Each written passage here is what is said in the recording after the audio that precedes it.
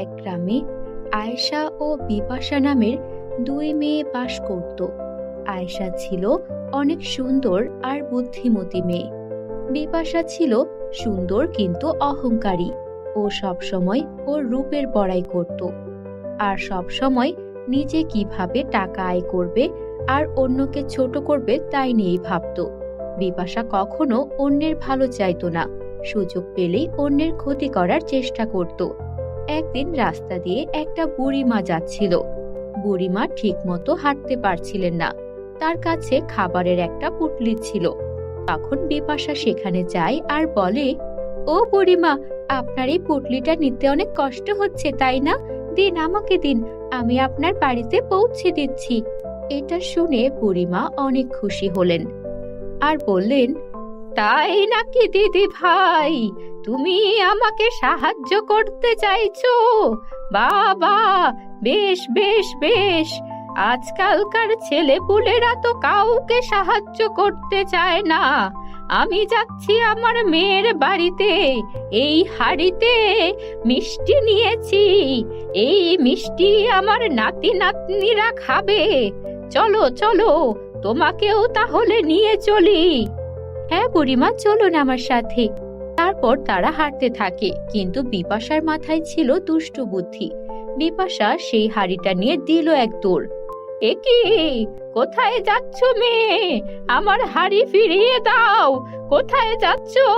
দাঁড়াও দাঁড়াও বলছি। মিষ্টি না নিয়ে মেয়ের বাড়িতে গেলে লোকে মন্দ বলবে। হায় হায় হায়, হে আমার কি সর্বনাশ হলো!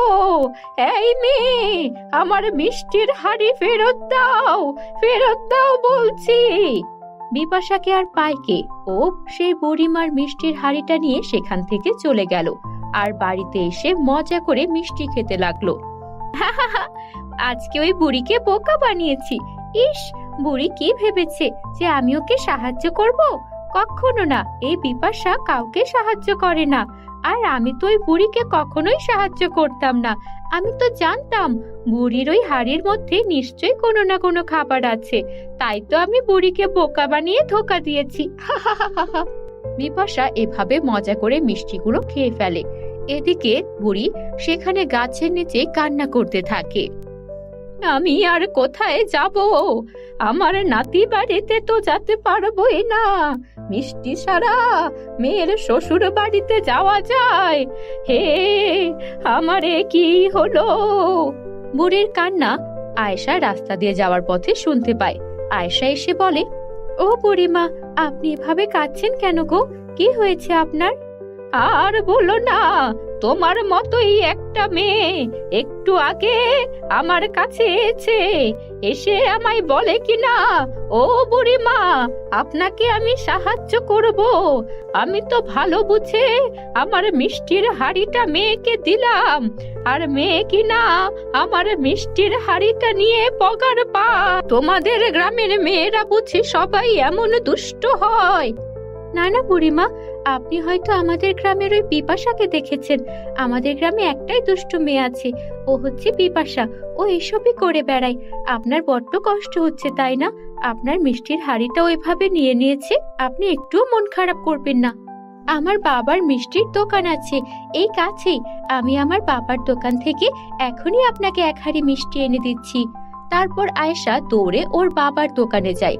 বাবা বাবা, এক বুড়িমার মিষ্টি না ওই দুষ্ট বিপাশা খেয়ে নিয়েছে। আমাকে এক হাঁড়ি মিষ্টি দাও না, উনি ওনার নাতের বাড়ি যাবে, খুব কান্না করছেন গো। তাই নাকি? এই বিপাশা মেয়েটা দিন দিন যা হয়েছে। ঠিক আছে, তুই বস, আমি এখনই রসগোল্লা আর চমচম 2 হাঁড়ি ভর্তি দিয়ে দিচ্ছি। আহারে, বেচারি অনেক কষ্ট পেয়েছে। তাই বাবা, তুমি আমাকে 2 হাঁড়ি মিষ্টি দেবে? তুমি অনেক ভালো বাবা। তারপর আয়েশা ওর বাবার কাছ থেকে মিষ্টির হাঁড়ি নিয়ে চলে এলো সেই বুড়িমার কাছে। ও বুড়িমা, তোমাকে বলেছিলাম না আমার বাবার মিষ্টির দোকান আছে? এই দেখো, আমার বাবা একটা নয় 2 হাঁড়ি মিষ্টি দিয়েছে। তোমার নাতি বাড়ি যাও আর অনেক আনন্দ করো। তুমি দেখছি অনেক ভালো মেয়ে। এক গ্রামে ওই পাজি হতচ্ছাড়ি বজ্জাত মেয়ের মতো মেয়ে আছে, আবার একই গ্রামে তোমার মতো এত বড় মনের মেয়েও আছে। সত্যি তোমার এমন কাজ দেখে আমি মুগ্ধ হয়েছি। দোয়া করি তুমি অনেক বড় হও। বুড়িমা খুশি মনে মিষ্টির হাঁড়িটা নিয়ে বাড়ির পথে রওনা হলো। এদিকে এই সব কিছু কাছে থাকা একটা পরী দেখছিল। আরে, এই মেয়েটা তো অনেক ভালো। মেয়েটা দেখছি কি সুন্দর এই বুড়িমার সমস্যার সমাধান করে দিল, আর ওর বাবার কাছ থেকেও মিষ্টির হাঁড়ি নিয়ে এলো। সত্যি এত ভালো একটা মেয়ে গ্রামে আছে, আমি তো আগে জানতাম না। মেয়েটাকে আমি কিছু দিতে চাই, কিন্তু কি দিতে পারি যেটা দিয়ে মেয়েটা অন্যের উপকার করতে পারবে, এমন কিছুই আমাকে দিতে হবে। তারপর পরি গাছ থেকে নিচে নেমে এলো আর বলতে লাগলো, শোনো মেয়ে, তুমি যে এতক্ষণে বুড়িমাকে সাহায্য করেছো, এটা আমি দেখেছি, আমার বেশ ভালো লেগেছে। ওই বিপাশা মেয়েটা কত বাজি, আর সেখানে তুমি একটা অসহায় বুড়িকে সাহায্য করলে, কোনো টাকাও নিলে না। তোমার বাবাও অনেক ভালো মানুষ, তাই তো আমি তোমাকে একটা উপহার দিতে চাই। এই নাও, এই বাক্সে সোনা আর রূপার চাদর আছে। এই দুই চাদর তোমাদের বাড়িতে নিয়ে যাও, তোমাদের অনেক অনেক টাকা পয়সা হবে। কি বলছেন পরি? টাকা পয়সা দিয়ে আমরা কি করব? আমার বাবা সৎ আর পরিশ্রমী, তিনি যা টাকা আয় করেন তাতেই আমাদের সংসার চলে, আর আমরা অন্যের উপকারও করি। এটা আমার বাবাই আমাকে শিখিয়েছেন। আরে, আমি তো সব দেখেছি, কিন্তু তোমাকে এই সোনা আর রূপার চাদর উপহার দেওয়ার জন্য আমি এই জন্য দিতে যাচ্ছি, যেন তুমি আরো গ্রামের অন্যান্য অসহায় মানুষদেরকে সাহায্য করতে পারো। ঠিক আছে, আপনি যখন এত করে বলছেন, আমি তাহলে আপনার এই সোনা রূপার চাদর দুটো নিচ্ছি। ঠিক আছে, যাও এখন তাহলে। তারপর আয়েশা পরীর দেওয়া সোনা আর রূপার চাদর বাড়িতে নিয়ে এলো। ওই চাদর দুটোর আশ্চর্য জাদু ক্ষমতা ছিল। যখনই সোনার চাদরটা ঝাড়া দিত, তখন সেখান থেকে সোনার মুদ্রা বেরোতো, আর যখন রূপার চাদরটা ঝাড়া দিত, তখন সেখান থেকে রূপার মুদ্রা বেরোতো। আর এভাবে আয়েশা গ্রামের আরো অন্যান্য অসহায় গরিব মানুষদেরকে সাহায্য করতে শুরু করে।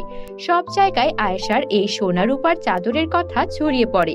এটা শুনে বিপাশার অনেক হিংসা হয়, আর বিপাশা ঠিক করে যে করে হোক ওই সোনা রূপার চাদর ও চুরি করবে।